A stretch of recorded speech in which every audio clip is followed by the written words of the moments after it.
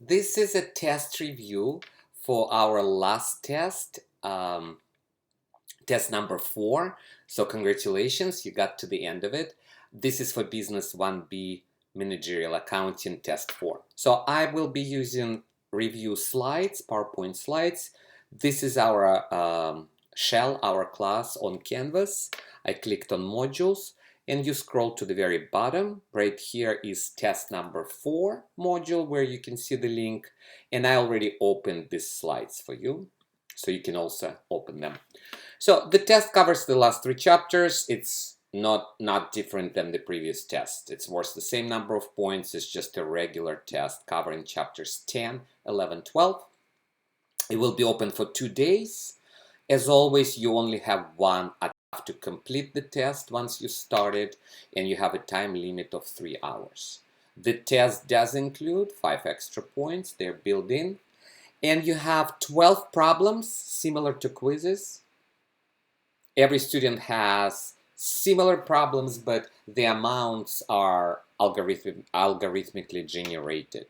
So everybody has different sets of numbers and answers. And then for every chapter, I picked questions. So you have a total of 24 multiple choice questions worth 2 points each, which means 48 points come from multiple choice and 2/3 come from problems.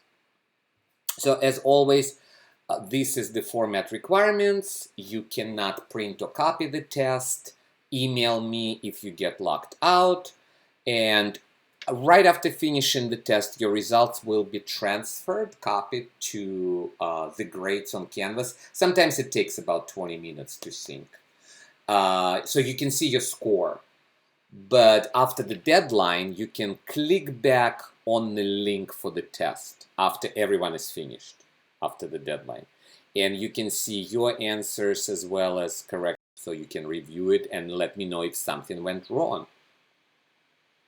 So this is probably the most important slide because it reviews problems you should expect, since 2/3 of your points, even a little bit more, come from these problems. So in chapter 10, short-term decisions, we were studying various decisions, like 7, 8 of them. I picked only 4 of them to have.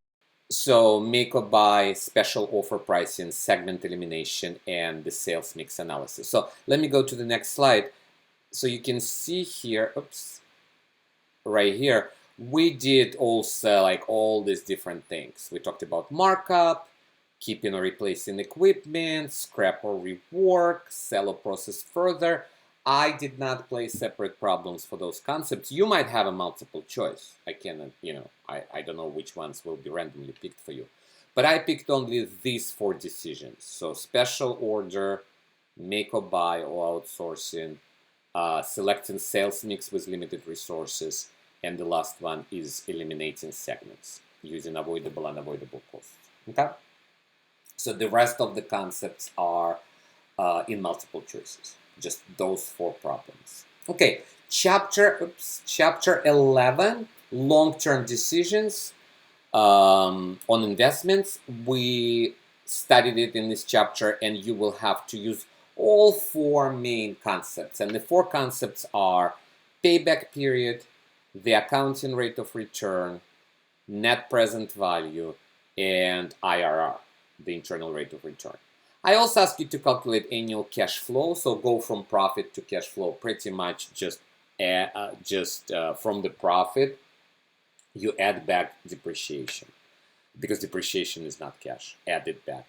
And for NPV, net present value, you will have to do it for both equal cash flows and unequal. So for equal, you can use table B3, and it's the annuity, right? Annuity, equal cash flows, present value of annuity, $1 annuity. For unequal, you have to use table B1.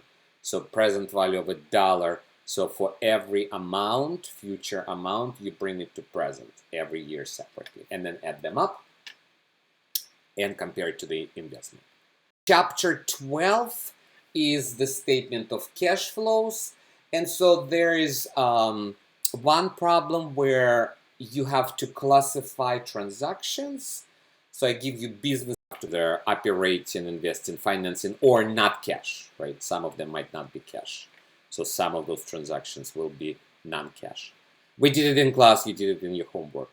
And then you will not have to prepare the whole statement of cash flows together. I separate it into 3 separate problems. So you will have to prepare the operating activities portion of the statement of cash flows separately using indirect method, and then investing activities and financing. So again, operating activities is the most complicated, investing and financing is most straightforward. And then the next 3 slides just show you all the key concepts for chapter 11, everything we studied, so multiple choices will cover all of this. For chapter 11, here we are, capital budgeting, all the methods. And chapter 12, the statements of cash flows. So I hope this review is helpful. Good luck on the test. I'm looking forward to great results. Thank you.